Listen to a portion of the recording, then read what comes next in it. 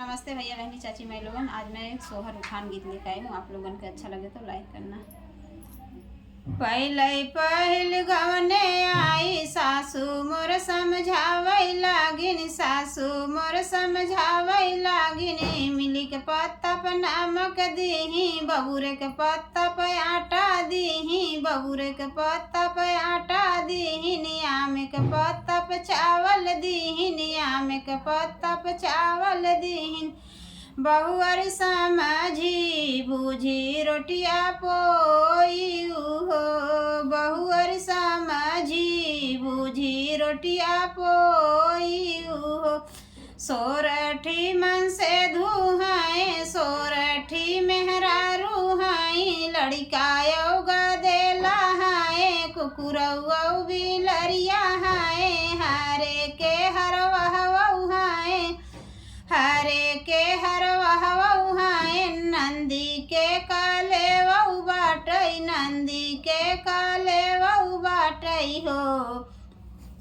सासू चुरई पकई के धाई दिहली, रोटिया हम पोई दिहली। सासू चुरई पकई के धाई दिहली, रोटिया हम पोई दिहली, रोटिया हम पोई दिहली।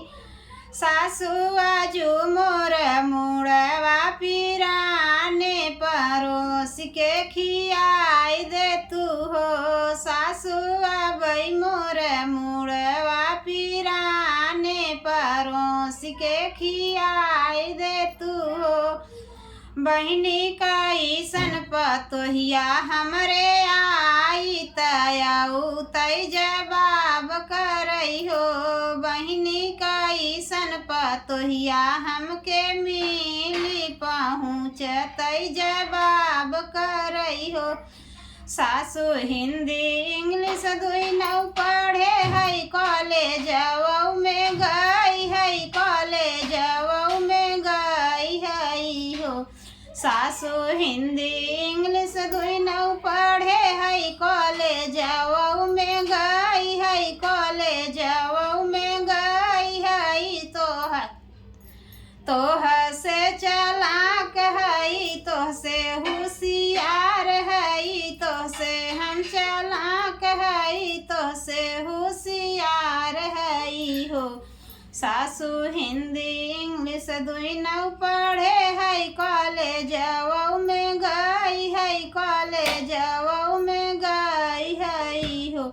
सासू तोह से हम चालाक है, तोह से होशियार है।